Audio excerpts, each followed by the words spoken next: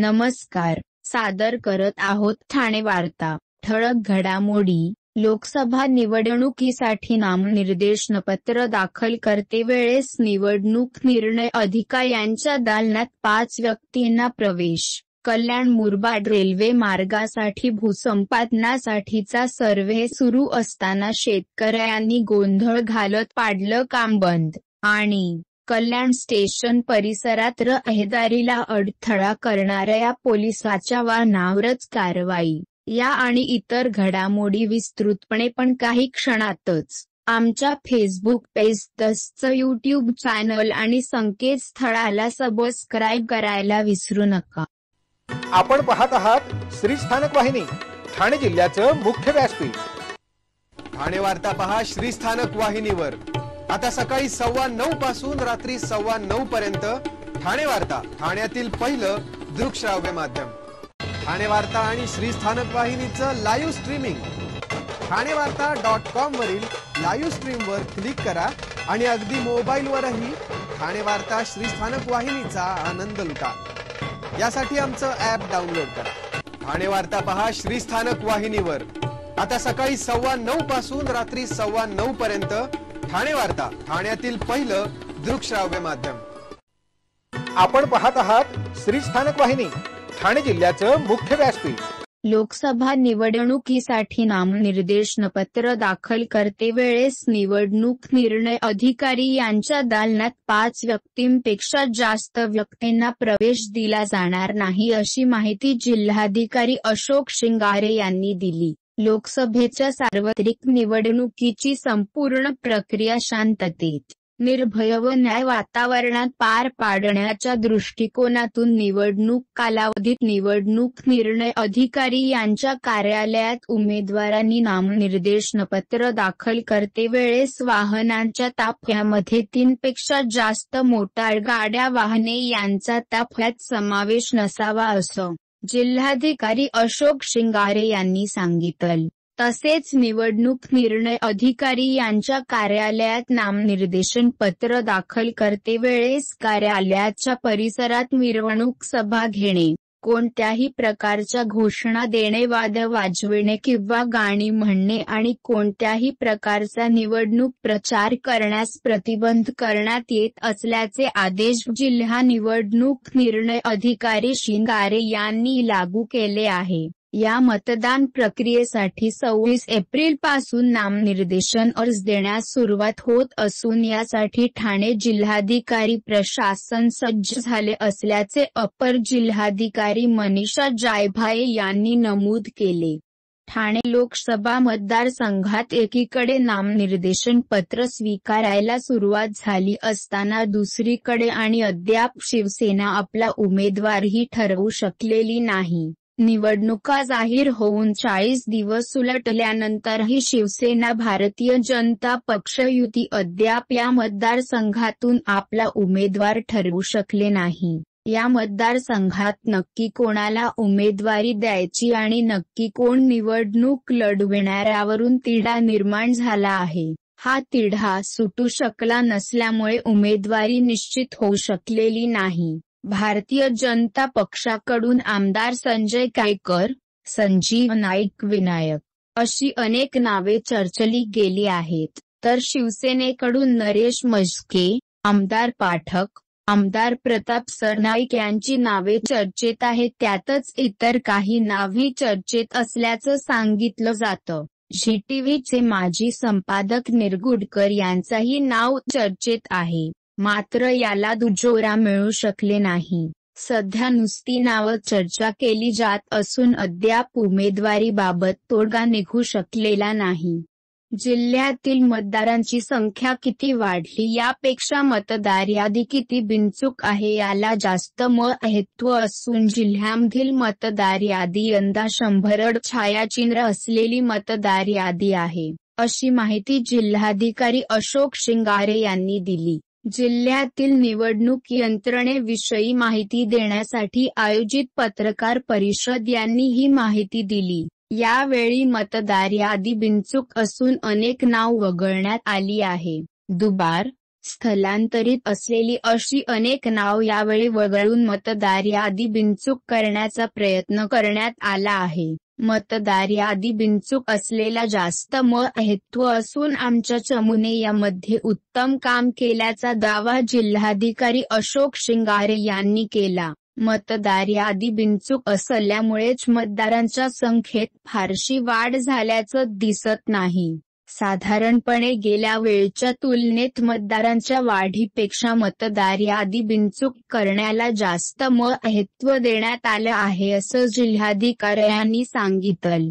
लोकसभा सार्वत्रिक निवडणुकीसाठी ठाणे शहरात 20 मे रोजी मतदान होणार आहे. या मतदानात ठाणे शहरात मतदानाची टक्केवारी वाढावी, यासाठी ठाणे लोकसभा मतदारसंघांतर्गत मतदान जनजागृती मोहीम राबवण्यात येत आहे. स्वीप पथकामार्फत गृहनिर्माण संकुलात, इमारती तसेच झोपडपट्टी परिसरात मतदार जनजागृती मोहीम राबविण्यात येत आहे. नुकतीच लोढा स्टर्लिंग सोसायटी येथे मतदान जनजागृती करण्यात आली. स्वाभिमानी मतदार या संकल्पनेमधून मतदारांना मतदानाचे महत्त्व आणि स्वरूप स्पष्ट करण्यासाठी आयोजित केलेल्या या कार्यक्रमात स्त्रिया, पुरुष, ज्येष्ठ नागरिक आणि युवावर्ग मोठ्या प्रमाणात उपस्थित होता. मतदान जनजागृती राबविण्याचा उद्देश यावेळी नागरिकांना पटवून देण्यात आला. देशात सर्वत्र लोकसभा उत्सव सुरू आहे. या राष्ट्रीय उत्सवात नागरिकांनी आपले कर्तव्य पार पाडावे, यासाठी प्रशासनामार्फत विविध उपक्रम राबवित असल्याची माहिती यावेळी देण्यात आली. नागरिकांना मतदान प्रक्रिया समजावून देताना त्याच्या प्रश्नाचे आणि शंकाचे निरसनही करण्यात आले. यावेळी नवमतदारांना मतदान यादीत नाव कसे नोंदवावे, ऑनलाईन अर्ज कसे भरायचे यांचे प्रशिक्षण स्वीप पथकाकडून देण्यात आले. निवडणुका हा लोकशाही प्रक्रियेचा कणा आहे. विशेषतः निवडणुकांमध्ये स्थानिक स्तरावरील समस्यांची सोडवणूक करण्यासाठी मतपेटीच्या माध्यमातून योग्य प्रतिनिधी निवडणे गरजेचे आहे. या निवडीवरच विकासाचे नियोजन आणि सामाजिक विकास अवलंबून असतो. म्हणून मुक्त आणि निर्भय वातावरणात मतदारांनी मतदान करा. निवडणुकाच्या वेळी कोणत्याही प्रलोभनाला किंवा दबावाला बळी न पडता आपल्या मताधिकाराचा उपयोग करा. योग्य पद्धतीने केलेले मतदान आपल्या हक्काचे रक्षण करण्याच्या दृष्टीने टाकलेले पहिले पाऊल असते, अशी जनजागृती नागरिकांमध्ये करण्यात आली. कल्याण मुरबाड रेल्वे मार्गासाठी भूसंपादनाचा सर्व्हे सुरू असताना शेतकऱ्यांनी गोंधळ घालत काम बंद पाडलं. कल्याण मुरबाड या प्रस्तावित रेल्वे मार्गाच्या कामासाठी सध्या भूसंपादनाची प्रक्रिया सुरू आहे. मात्र या भूसंपादनासाठी सर्व्हे सुरू असताना कल्याण तालुक्यातील आंबिवली भागात काही शेतकऱ्यांनी गोंधळ घालत हे सर्व्हेचे काम बंद पाडले. कल्याण मुरबाड रेल्वे मार्गात काही शेतकऱ्याच्या शेतजमिनी त्याचबरोबर राहतं घर बाधित होत आहे. त्यामुळे या शेतकऱ्यांनी या संदर्भात हरकती नोंदवल्या आहेत. मात्र या हरकतींवर कोणत्याही प्रकारची सुनावणी न करता जमिनीचा अधिकाऱ्यांकडून सर्व्हे सुरू करण्यात आला. कल्याण तालुक्यातील आंबिवली जवळ हा सर्व्हे सुरू असताना शेतकऱ्यांनी गोंधळ घालत हा सर्व्हे बंद पाडला. तब्बल अर्धा तास हा गोंधळ सुरू होता.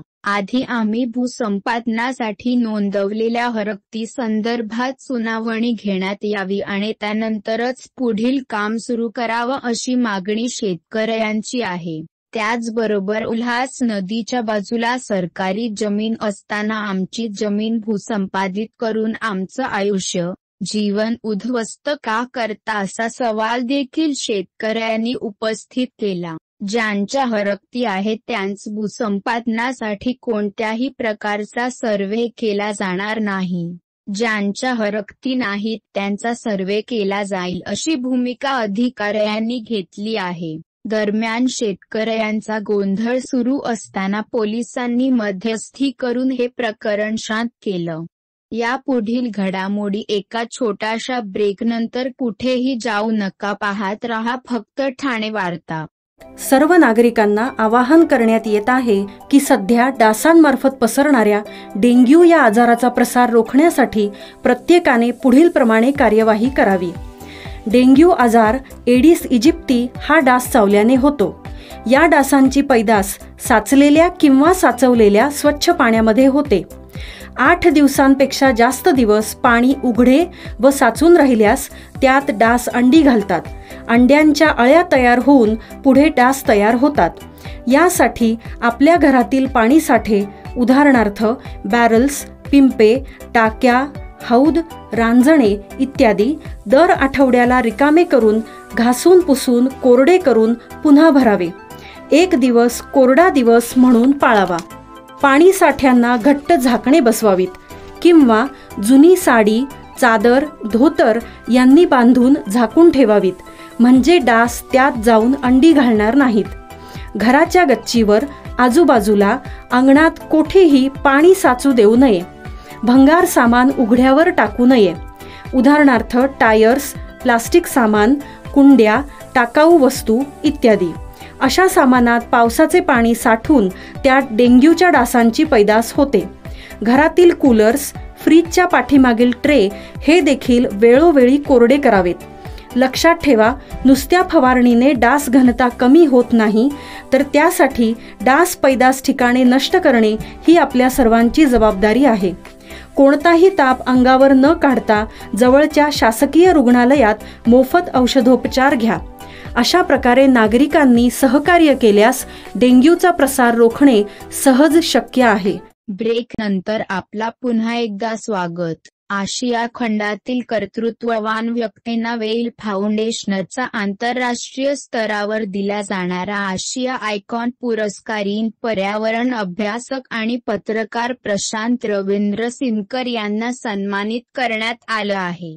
पत्रकारिता करताना पर्यावरण संवर्धनाच्या बहुमूल्य योगदानासाठी ते या पुरस्काराचे मानकरी ठरले आहेत. मुंबई, ठाणे जिल्ह्याबरोबर पालघर जिल्ह्यातील शहरी, ग्रामीण, आदिवासी पाड्यातील पाणी आणि पर्यावरण जनजागृतीसाठी प्रशांत सिनकर यांनी केलेल्या पत्रकारितेची दखल आंतरराष्ट्रीय स्तरावर काम करणाऱ्या वेल फाउंडेशन घेतली आहे. विविध क्षेत्रात उल्लेखनीय कार्य करणाऱ्या या व्यक्तींचा आशिया आयकॉन पुरस्कार दिला जात असून यावर्षी प्रशांत सिनकर यांना दिला असल्याची माहिती फाउंडेशनचे व्यवस्थापक जेकब अब्राहम यांनी दिली.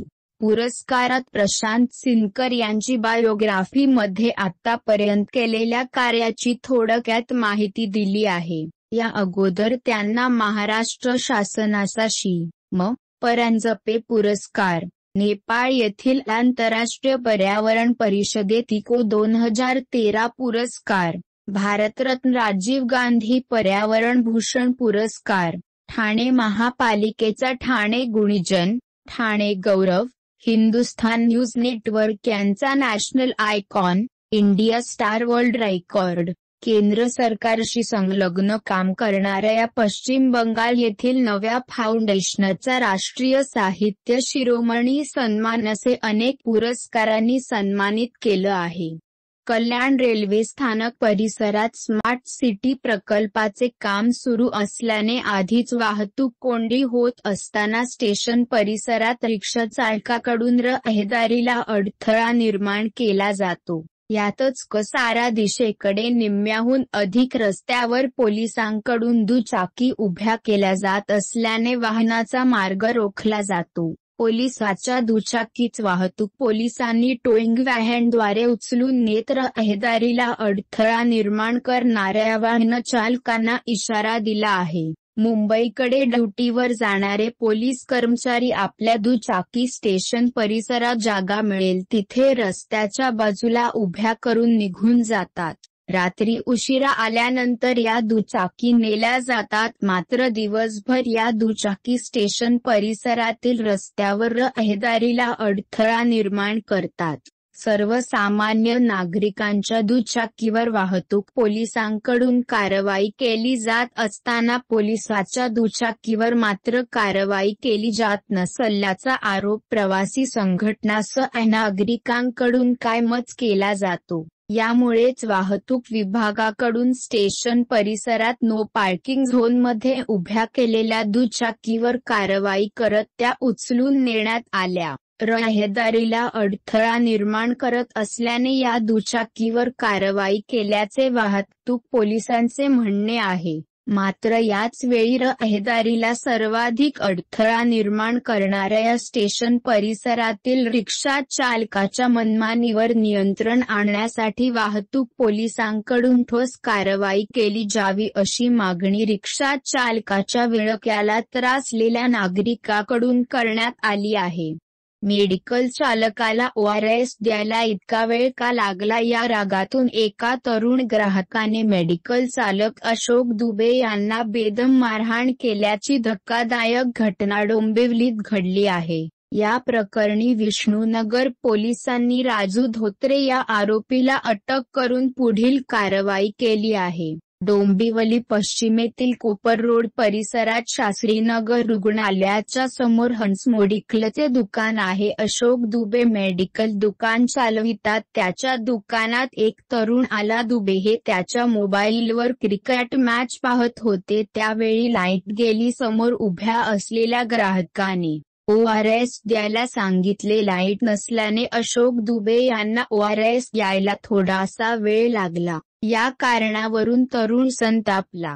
तो मेडिकल दुकानात शिरला. मेडिकल दुकानाची तोडफोड करीत अशोक दुबे यांना मारहाण केली. दुबे यांच्या डोळ्याच्या खाली दुखापत झाली आहे. या प्रकरणी विष्णुनगर पोलीस ठाण्यात गुन्हा दाखल करण्यात आला आहे. विष्णुनगर पोलिसांनी मेडिकल चालकास मारहाण करणाऱ्या राजू धोत्रेला अटक केली आहे. याआधी देखील राजू धोत्रे याने या मेडिकल चालकासोबत वाद घातला होता. या प्रकरणी राजू धोत्रे याच्या विरोधात कायदेशीर कारवाई झाली असल्याचे डोंबिवलीचे SCP सुनील कुराडे यांचे सांगितले आहे. ठाणे, मुंबई, पालघर या भागाला पुन्हा एकदा उष्णतेच्या लाटेचा फटका बसण्याची शक्यता आहे. वेधशाळेने असा अंदाज व्यक्त केला आहे. 28 आणि 29 एप्रिल रोजी ही उष्णतेची लाट येण्याची शक्यता व्यक्त केली आहे. 28 आणि 29 एप्रिल म्हणजे शुक्रवार, शनिवारी वातावरण गरम आणि कोरडं असेल असा अंदाज व्यक्त करण्यात आला आहे. ठाण्याचे माजी जिल्हाधिकारी अरविंद रेड्डी यांचं पुण्यात निधन झालं. ते 83 वर्षांचे होते.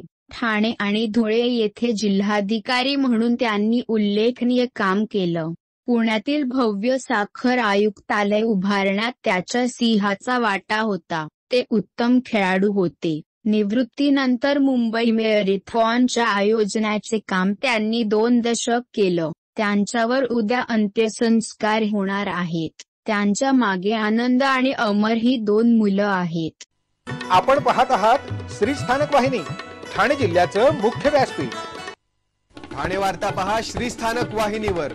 आता सकाळी 9:15 पासून रात्री 9:15 पर्यंत ठाणे वार्ता, ठाण्यातील पहिलं दृकश्राव्य माध्यम. ठाणे वार्ता आणि श्री स्थानक वाहिनीचं लाईव्ह स्ट्रीमिंग ठाणेवार्ता.com वरील लाईव्ह स्ट्रीमवर क्लिक करा आणि अगदी मोबाईलवरही ठाणे वार्ता श्री स्थानक वाहिनीचा आनंद लुटा. यासाठी आमचं ॲप डाउनलोड करा. ठाणे वार्ता पहा श्री स्थानक वाहिनीवर. आता सकाळी 9:15 पासून रात्री 9:15 पर्यंत ठाणे वार्ता, ठाण्यातील पहिलं दृकश्राव्य माध्यम. आपण पाहत आहात श्री स्थानक वाहिनी, ठाणे जिल्ह्याचं मुख्य व्यासपीठ. आपण आपले कार्यक्रम अथवा बातम्या आम्हाला ठाणेवार्ता@gmail.com या आमच्या ईमेलवर कळवू शकता. ठळक घडामोडी शेवटी पुन्हा एकदा. लोकसभा निवडणुकीसाठी नामनिर्देशन पत्र दाखल करते वेळेस निवडणूक निर्णय अधिकारी यांच्या दालनात 5 व्यक्तींना प्रवेश. कल्याण मुरबाड रेल्वे मार्गासाठी भूसंपादनासाठीचा सर्व्हे सुरू असताना शेतकऱ्यांनी गोंधळ घालत पाडलं काम बंद. आणि कल्याण स्टेशन परिसरात रहदारीला अडथळा करणाऱ्या पोलिसाच्या वाहनावरच कारवाई. या होत्या ठाणे वार्ता. आपली एखादी बातमी बघायची राहून गेल्यास आपण आमच्या ठाणेवार्ता.in या संकेतस्थळाला किंवा फेसबुक पेज तसंच यूट्यूबचे चॅनेलला अवश्य भेट द्या. मग पुन्हा भेटू पुढील बातमीपत्रात फक्त श्री स्थानक वाहिनीवर. धन्यवाद. नमस्कार.